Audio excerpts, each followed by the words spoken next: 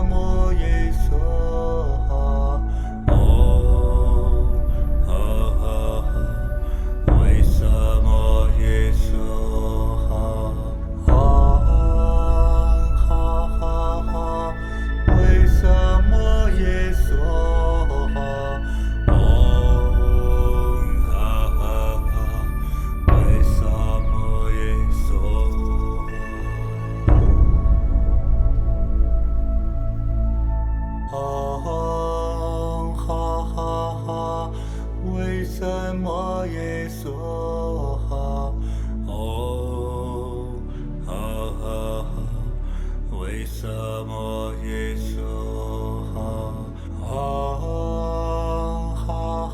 哈，为什么耶稣哈哈，为什么耶稣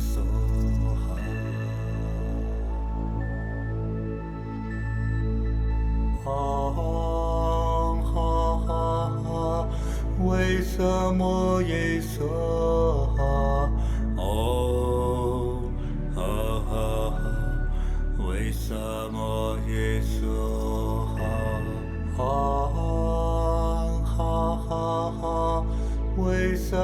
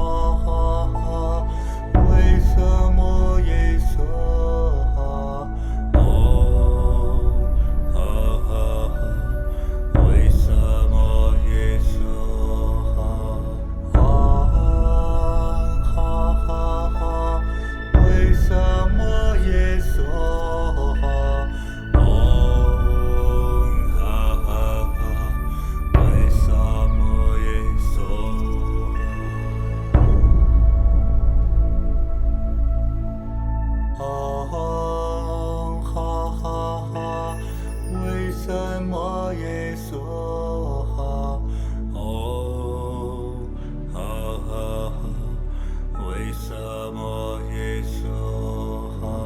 为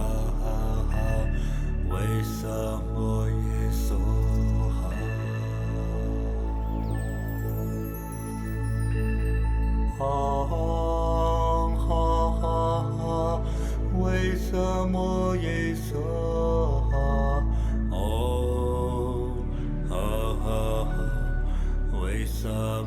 耶稣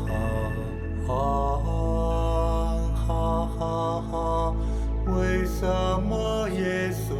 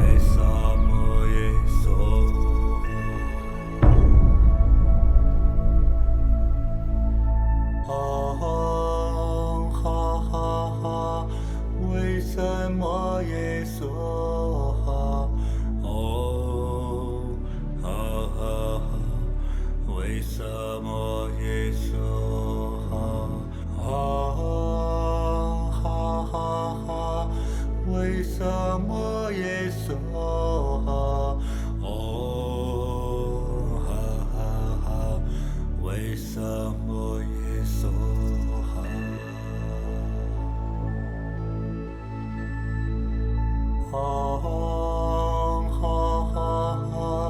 为什么耶稣哈？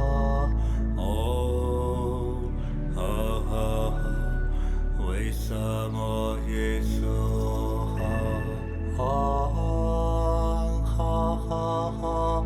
为什么耶稣哈？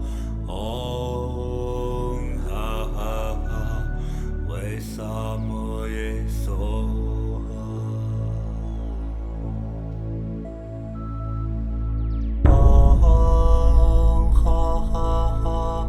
为什么耶稣哈？为什么耶稣哈？为什么耶稣哈？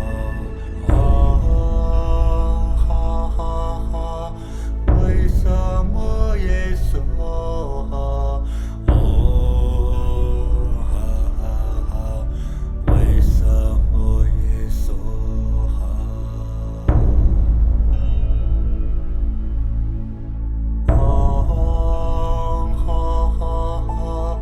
为什么耶稣哈？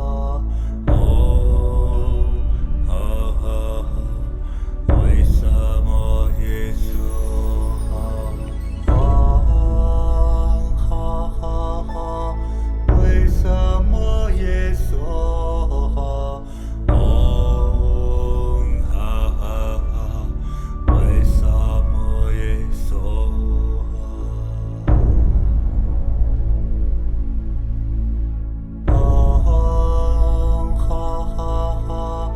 为什么耶稣哈？为什么耶稣哈？为什么耶稣哈？为什么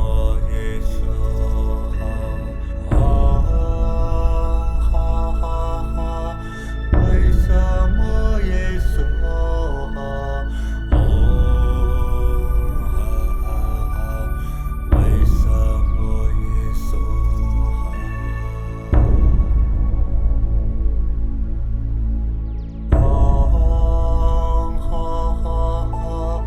为什么耶稣哈？为什么耶稣哈？为什么耶稣哈？为什么耶稣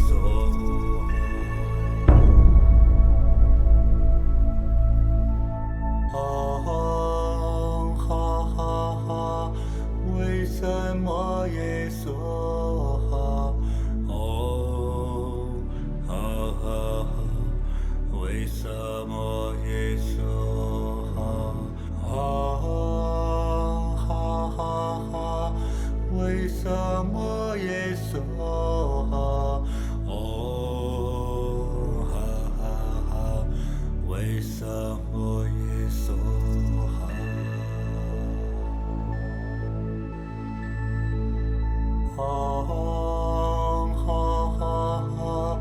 为什么耶稣为什么耶稣哈？为什么耶稣哈？为什么耶稣哈？为什么耶稣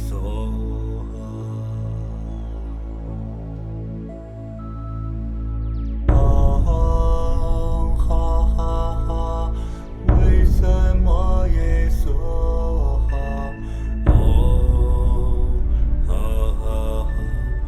为什么耶稣哈？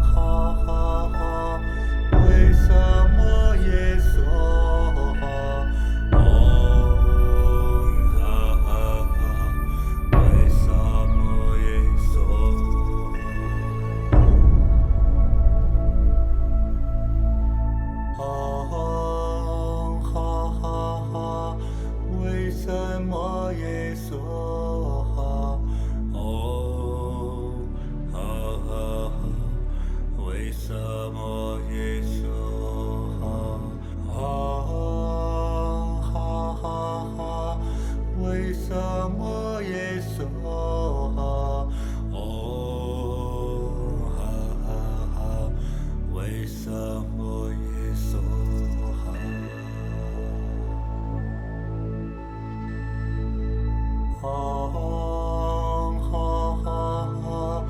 为什么耶稣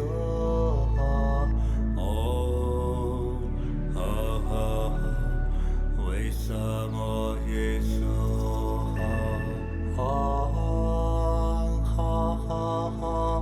为什么耶稣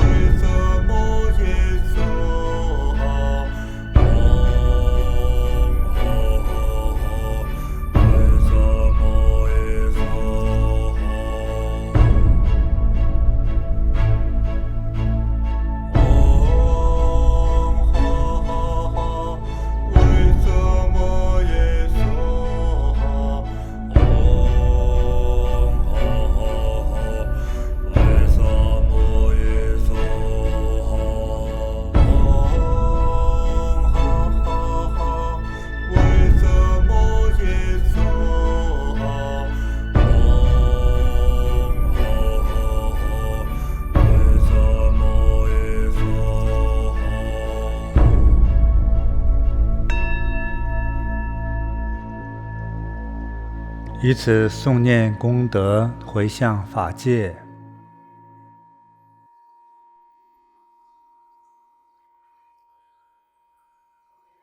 回向一切众生，回向佛菩萨，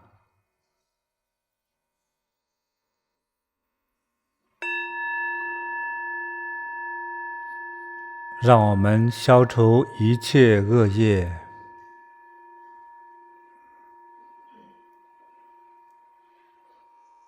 消除一切病痛，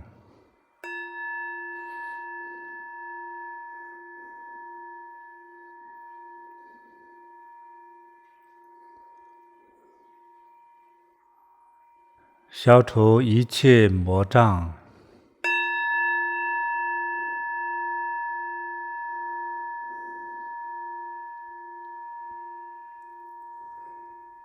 消除一切烦恼，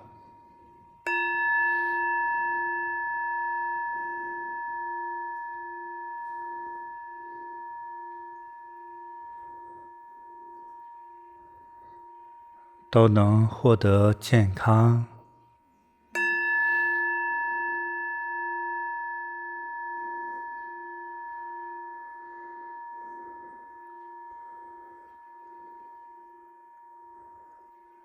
让大家健康长寿。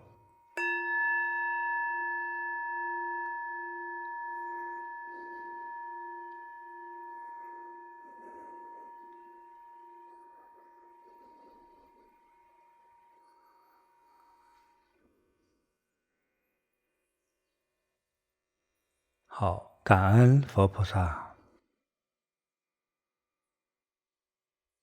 感恩父母，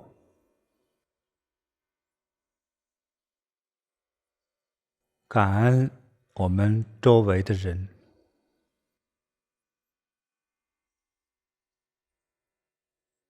感恩家人给我们的爱，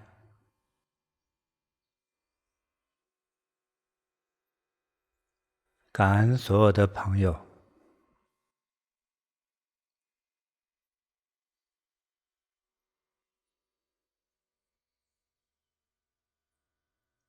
好，我们搓搓手，拍拍头。好，随便拍一拍。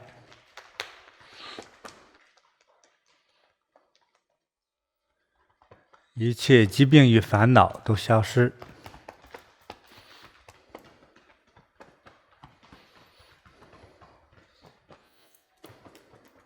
最好债务也消失啊！大家诵念的应该是非常的用心啊，我自己感觉特别的好，就是在这样的所有佛菩萨给我们一个巨大的时空，这是有多大呢？应该超过太平洋那么大一个好大的一个时空，通天大地，佛光普照啊，所有的佛菩萨都罗列在不同的天啊，来看着我们，来加持我们，来赞助我们。我相信大家会获得非常巨大的利益。我们大家自己也学到了啊，一个是布施帮人所获得的利益，供奉或者是塑化塑造菩萨像、佛像，传播经典，这个功德是多么的巨大，可以说让大家从这个三恶道之中啊，直接就解脱了。非常非常重要的啊，这样一个诵念的课程啊，我自己感觉到好幸福，也好感恩。说到这儿呢，我就想起昨天晚上我做的梦哈，我也睡觉哈，告诉大家哈，这昨晚上睡觉呢，就是一开始睡不着，就觉得地藏王菩萨给我讲了个笑话，他要笑醒了，一笑醒光顾着笑了，就忘了讲的啥笑话，之后1个小时之后才入睡。入睡完了之后，地藏菩萨拉着我的手，帮这个解说，帮那个解说，还让我看大地狱、大鬼王，啊，那个大铁的那个大围墙，左右的火狗、火龙怎么穿的啊？还给那个特别难以这个讲话的，其中有一个鬼王哈，去度他，你怎么去方便众生啊？还有一位老先生特别犟，是当代的人嘛啊，有瘦留着大背头，那死犟。在哪儿？在地狱里呀？地狱里头呀。哦。啊，也是去说服他。啊，地藏菩萨说：“我说不了他，你来说。”这老先生就拿着很多很多，就是所谓当代一些哲学家的一些概念，就是在那儿就死不投降啊。那我们就是说他啊，最后那怎么办呢？最后说不服他，我们用我们的善心慈悲去温暖他。这老先生像石头一样坚硬的身体，我就看着他慢慢就融化了，就温和了。最后说：“那听你们的吧。”我就欢喜了哈。整个这一晚上啊，全是在地狱之中啊，跟着地藏王菩萨。他不像大家供的时候冒着火光那个样子哈，很真实的一尊大神，就像一个人一样拉着我的手，这里看那里看，去度人，去说教别人，是这个样子，就像一个非常的善良慈悲的一位长者啊，这样带着我走，溜了一宿哈。但是我觉得也挺幸福的。因为这几天讲这些经哈，就是说地狱之门其实被打开了，天堂之路是通畅的，所以这个时候去做功德啊，有一份慈悲心。这个功德从哪做呢？先懂得父母养育之恩，大家知道入手处哈，懂得父母养育之恩，对父母亲一定要恭敬啊，一定要恭敬啊。好，祝愿大家健康快乐，如意吉祥，阖家幸福。我们明天再见。感恩师父。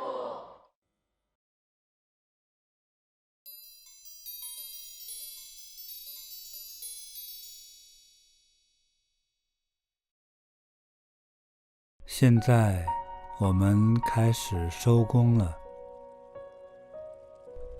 搓搓手，把手搓热、搓烫，搓搓脸，双手从下巴到额头，再到脸颊，似哀非哀。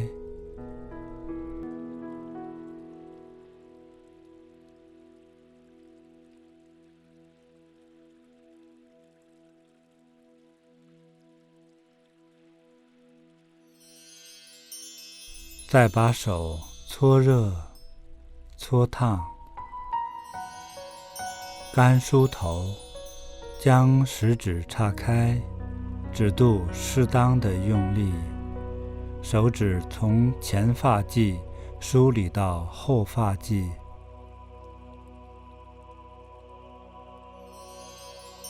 搓搓手，由上而下拍打全身。先拍打头部，两手手腕放松，在松静的状态下，适当用力拍打。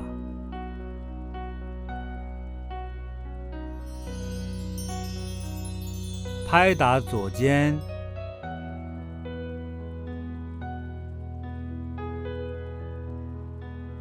再拍打右肩。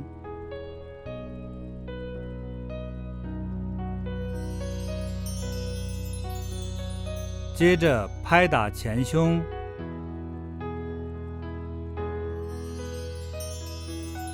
再拍打左边腋下肋下，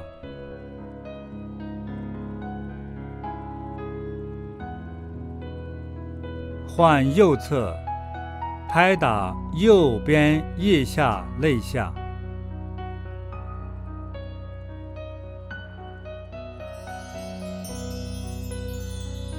接着拍打腹部，双手放松拍打，慢慢起身，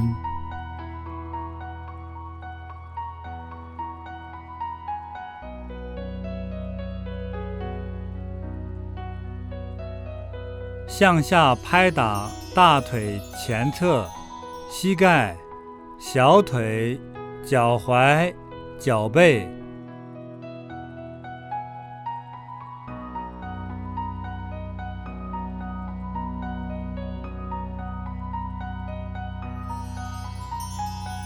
轻轻拍打后腰，往下拍打臀部，按顺序再向下拍打大腿后侧、膝盖后侧、小腿后侧、脚踝、脚跟。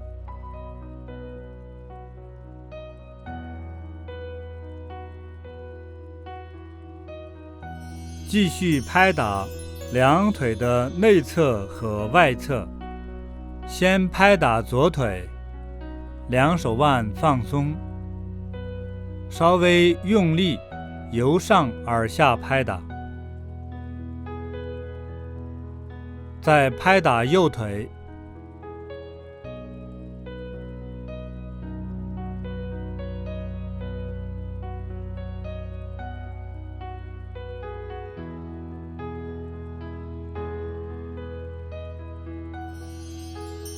继续拍打两手臂，先拍打左手臂，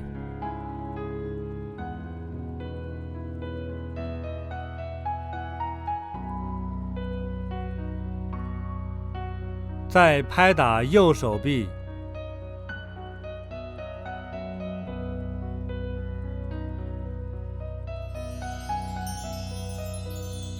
全身拍打完之后，搓搓手，再轻轻地按摩全身，双手似挨非挨，观想，将我们刚刚拍打出来的灰尘轻轻扫掉，扫除烦恼，我们变得健康快乐。同时意念收收收。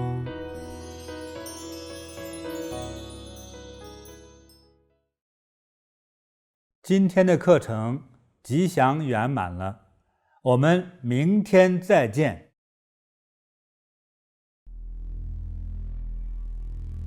农历7月15是佛教中重大的节日盂兰盆节，又称为佛欢喜日，是超度祖先、普度亡灵的殊胜节日。2024年盂兰盆祭，菩提禅修学院特别推出地藏菩萨超荐灯，为往生亲人、历代祖先、七世父母、冤亲债主、堕胎婴灵和一切有缘众生点燃佛前明灯，帮助他们快速消除罪业，脱离地狱苦海，安住光明，得到吉祥自在。供灯报名现已开放，欢迎到菩提禅修学院网站 www.puticollege.com。 灯从订单日起开始点燃，农历7月光明不绝，愿一切有缘众生得到地藏王菩萨的慈悲加持与护佑，远离一切灾难，得吉祥解脱。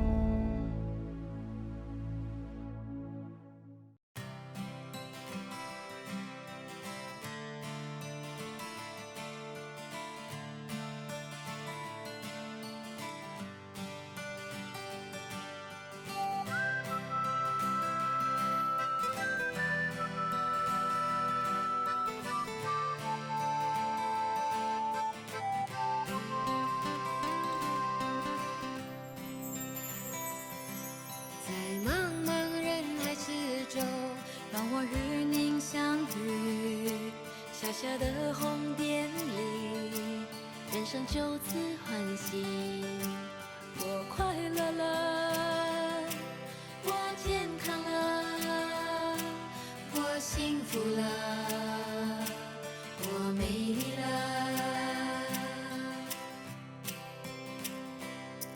在茫茫人海之中，让我与你相遇。小小的红点里，人生变得神奇。我智慧了，我快